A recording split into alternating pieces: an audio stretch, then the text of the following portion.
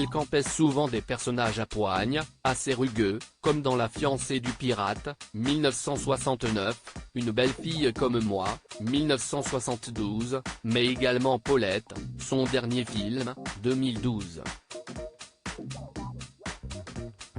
À la ville aussi Bernadette Lafont, décédée le 25 juillet 2013, était une aventurière, avec la liberté comme seul passeport. Échappée du giron parental à 18 ans, divorcée, de Gérard Blin, à 19 ans, elle rencontre son deuxième mari, le sculpteur et cinéaste Diurka Medvedski, à 20 ans. Plaque le cinéma qui pourtant déjà l'adore pour suivre son amoureux à la campagne. Et se retrouve mère de 3 enfants à 24 ans, Elisabeth, David et Pauline.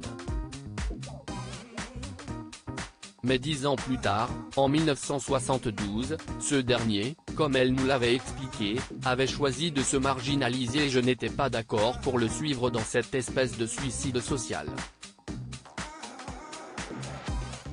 Décédé en 2018, Diurka était né en 1930 en Hongrie, sous le nom de George Medvedski.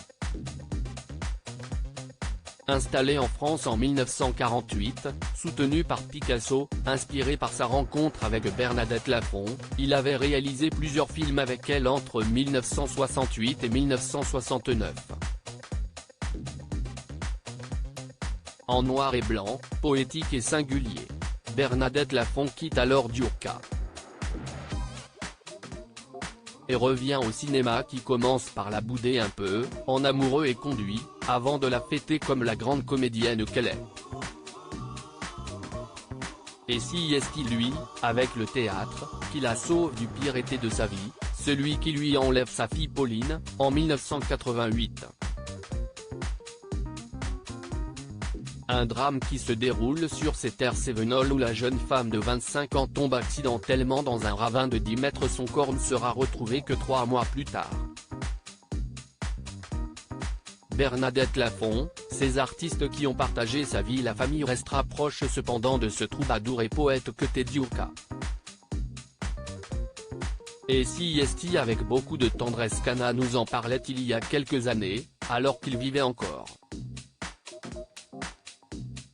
À la mort de ma grand-mère, il a commencé à voyager seul, sac au dos, nous avait-elle dit.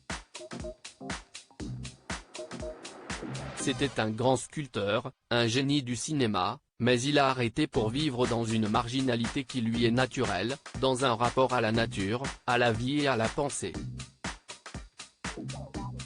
Quand on le voit, il parle des heures ou des jours entiers, sans dormir, et nous transmet son savoir.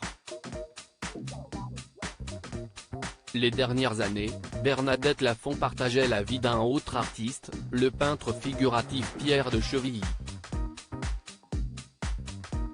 Mais chacun chez soi, elle, dans un appartement, le même pendant plus de 30 ans, dans le Marais, avec son chat. Lui, le plus souvent à la campagne. 10 ans après sa disparition, alors que le film culte de Jean Eustache La Maman et la Putain, est ressorti en version restaurée 50 ans après, on entend encore claquer cette phrase qui était la sienne, « La liberté n'est pas donnée, il faut la prendre car tout est fait pour qu'on ne l'ait pas ». Crédit photo, Guillaume Gaccio. Best Image.